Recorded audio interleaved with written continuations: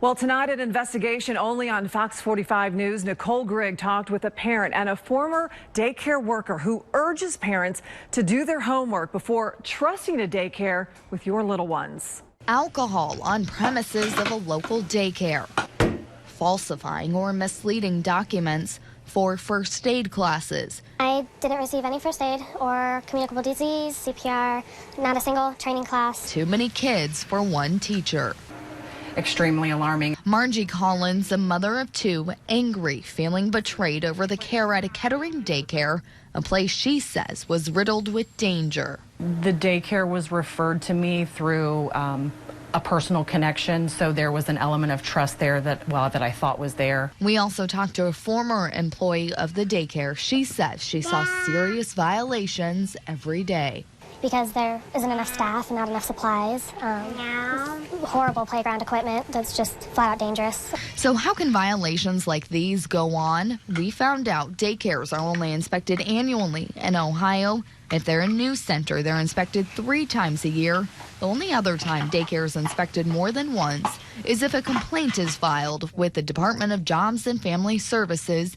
Then an inspector must go back to reevaluate. Is there a reason for just once a year? There really isn't a reason for that. We want to be able to focus more on programs that are continually non-compliant or need some more assistance. We also found the most common violations that are considered serious risk in your child's daycare: no health care plan on file, health care plans not signed by parents, and background checks not requested for staff. So what should you be asking?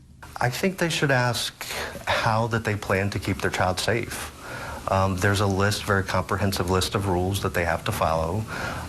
Certainly supervision, how that they plan to supervise children, and what their staff-child ratios are. For serious violations like not enough teachers for students, forging signatures for first aid classes never taken, alcohol on a premise, all those thoroughly investigated and given a month's time frame to comply. There need to be more surprise inspections, more consistent follow through to make sure that the changes that are made aren't just fly by night. We did talk to the owner of this daycare, but we're not naming the business because they fixed the violations and they are not at risk of losing their license. The owner did tell me that the serious violations have not reoccurred. Back to you.